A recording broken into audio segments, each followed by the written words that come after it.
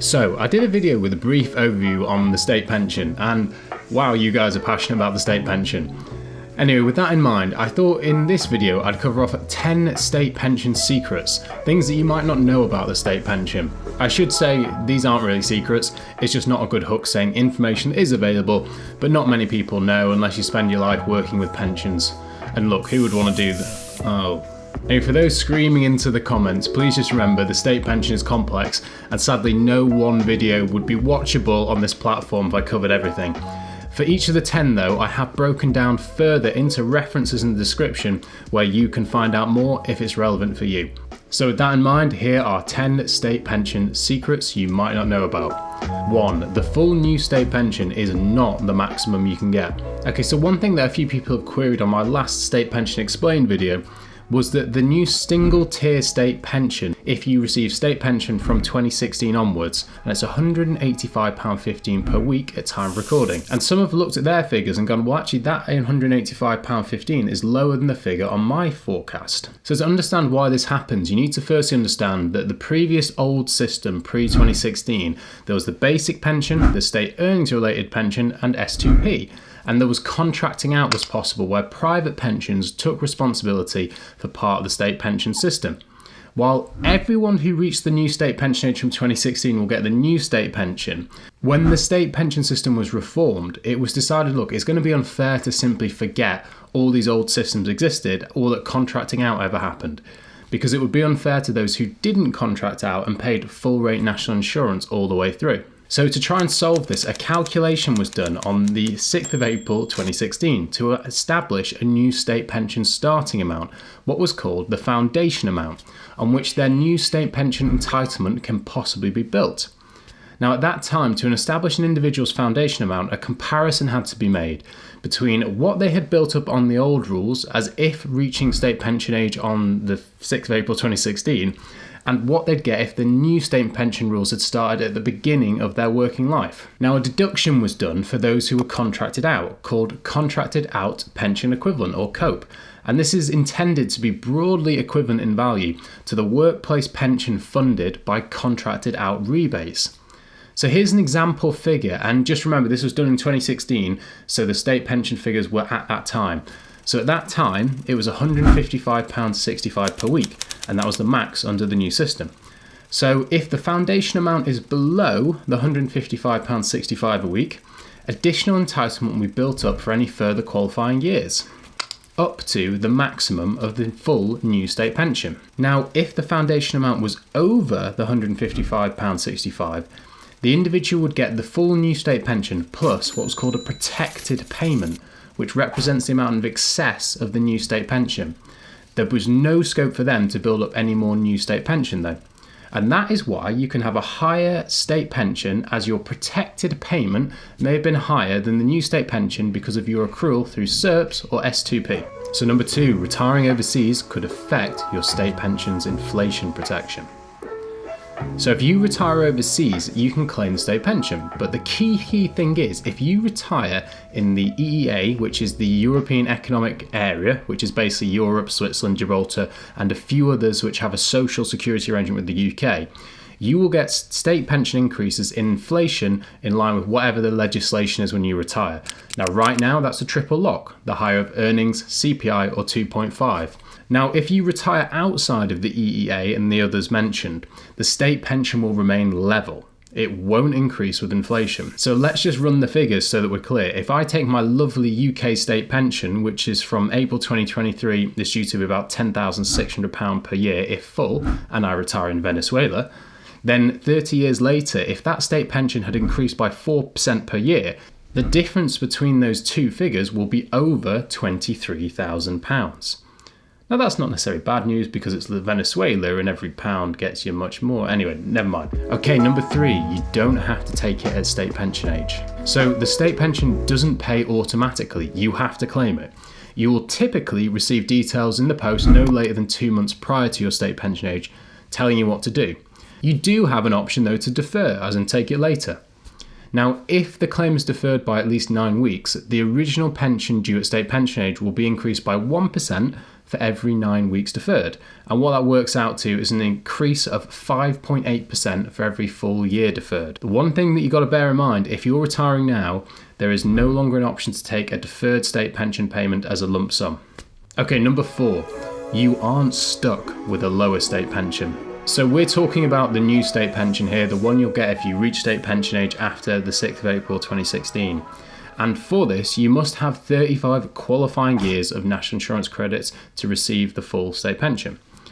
There can be loads of reasons in life why you might not have contributed a year, and you could easily end up with gaps in your national insurance record, and it is quite normal. But the good news is that you are potentially able to reduce some gaps on your record, and there's a couple of ways you can do this. It is possible to top up the new state pension by paying Class 3 or Class 2 national insurance contributions. Voluntary contributions can usually be paid to fill any gaps in the past 6 tax years. But an important rule here is that you actually only have until the 5th of April 2023 to pay voluntary contributions for any gaps between April 2006 and April 2016. So if you've got gaps for those years and you're not going to build it up, worth looking into, and again in the description. And you might fairly ask, well, is it worth it? Well, the truth is, as long as you aren't going to build up natural accrual from working and you have gaps that you can fill, it tends to take between 3 and 4 years past your state pension age to get back any national insurance contributions you make, and then after that you're benefiting from a guaranteed triple lock, currently, protected income. So very valuable. I should say, if you found any of this remotely interesting or helpful, please do consider subscribing to the channel. I do a ton of videos on personal finance, retirement planning. It would be great to have you on the journey. Okay, number 5, a tough one. The figures aren't always right. And I don't want to say anything controversial here. The DWP announced at the start of March 2021 that they would be checking hundreds of thousands of pension records to see if people have been underpaid. And this is something that has been in the press, and unfortunately it's quite clear there's been some failings in the system. Those who are expected to be affected by it are those who reach state pension age before the 5th of April 2016. And the key people who are likely to have been most affected are widows whose pension did not change when their husband passed away, or when their husband passed away, the state pension for the widow should have been reviewed, because you can inherit a basic state pension up to £141.85 depending on the late husband's contribution record, plus at least 50% of their additional state pension. So I'm going to abbreviate these slightly just so it's not too much information, but just check the description if you think it might apply to you. Widows who may have been underpaid while their husband was still alive, and again, see the description for more details here. Divorced women whose pensions take account of the contributions of an ex-husband, provided the woman wasn't remarried. And those who divorced after retirement potentially could be especially at risk of underpayment. And those aged 80 or over who can claim state pension of £85 regardless of their national insurance record, and also potentially even the heirs of some women whose state pension might have been underpaid. Look, it is fiendishly complicated, and all I can say, it's important to challenge state pension notifications if you're unsure how they've been worked out, or if you suspect there might have been an error. And this is something that former pension minister Steve Webb has been really vocal about. So if you know anyone who might be affected, I'd suggest you have a look at the details in the description. Okay, 6, you could lose out looking after kids. So what I've said there is intentionally controversial, and it's intended to take you back a bit, and it's for a specific purpose. I'm not saying that you do lose out on any of your state pension if you look after kids. I'm saying you could lose out if you don't understand this little area of admin for claiming national insurance credits. So in my last video, I explained that the amount you get for your state pension is related to your national insurance records. As I mentioned, under the new system, if you don't have 35 full years, you might not get the full state pension. Now, you build up credits each year by hitting either the lower earnings level, which means you only need to earn this year about £6,400 per year, or be in receipt of national insurance credits. So let's just touch upon the credits. Credits are given to you for various reasons, such as an acknowledgement for perhaps caring or looking after kids. So, for example, carers who get carers allowance benefit automatically from national insurance credits. But let's say you've got one person in a couple that's looking after kids and not working. Well, there can be a few things that cause issues around child benefit. So for child benefit, that benefit gets removed entirely if either parent has an income of more than 60 grand a year before tax.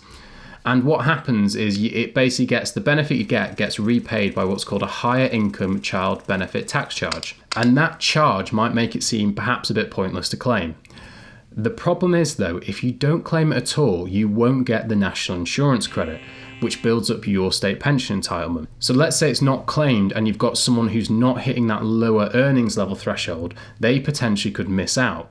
Now what you can do instead is that if either of you does earn over 60 grand, you could always opt to not receive the payment, avoid the tax charge, but still get the entitlement.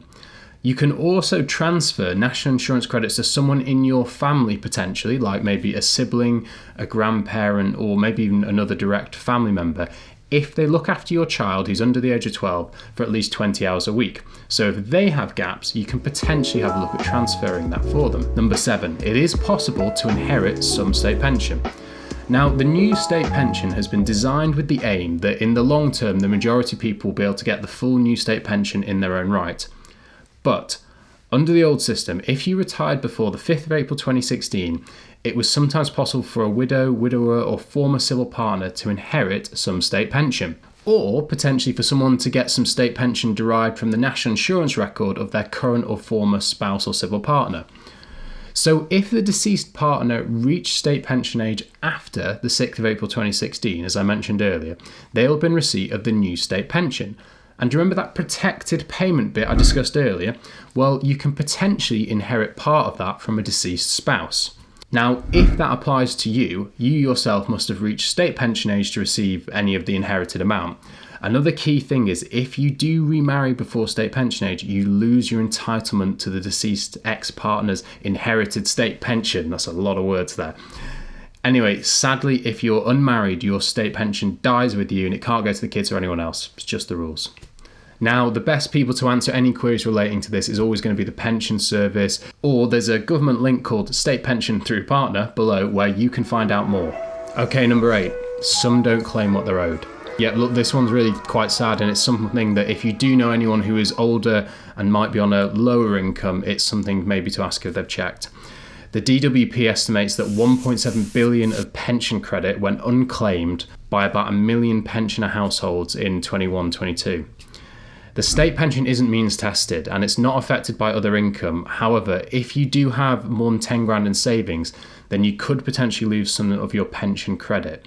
So just to say what pension credit is, it's a weekly benefit to boost your income, and it's based on how much money you have coming in. Now, there are 2 key parts. One is called guaranteed credit, and this is a top up for those who on low income, and guaranteed credit tops up your weekly income to a guaranteed minimum level, as the name suggests. This amount changes each year depending on inflation. So if you're at state pension age and from all your income sources you have less than, now if you're single earning less than £182.60 a week, or this is going to go up to £201.05 in April 2023, or if you're in a couple and your joint weekly income is below £278.70, rising to £306 in April 2023, then you potentially could be eligible for guaranteed credit. There is another component, and that's called savings credit. And this name's a little bit misleading because it doesn't just look how much you have in savings, rather it's the income that you get from the savings, as well as additional pension pots and any earning from work or other sources. Now, savings credit is frankly a bit too complicated for me to do right now in this video, but do check in the video if you think that might apply to you and to get a bit more information. But the key thing I want to get across is that you've got to claim pension credit if you're eligible. And it's not just that, but if you do get pension credit, it can be a gateway to getting things like a free TV license or potentially a council tax reduction. So it's absolutely worth checking if you are in that income bracket. Okay, 9, it is incredibly valuable. Now, this comment is not aimed on whether it should be better or if the government need to do something or whatever. I'm not trying to start that debate, promise you.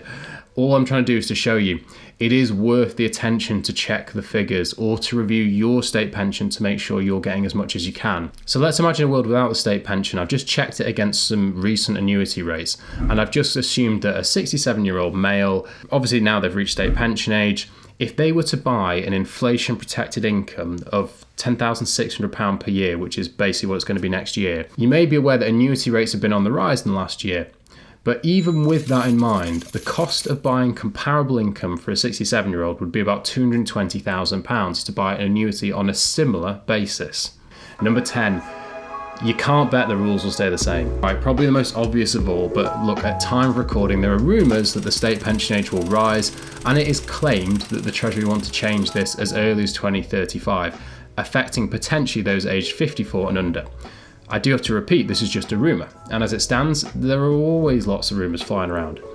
It does, however, speak to a wider point, which is legislation can change, and it's important to keep an eye on things. So thanks very much for watching. There are full links in the description so you can find out more, but why don't you let me know in the comments, what state pension secret did I miss? But perhaps what I've just gone over, you might need a bit of a refresher which goes over the state pension in a way that's, maybe not really boring. Well, lucky for you, it was a perfect video for that.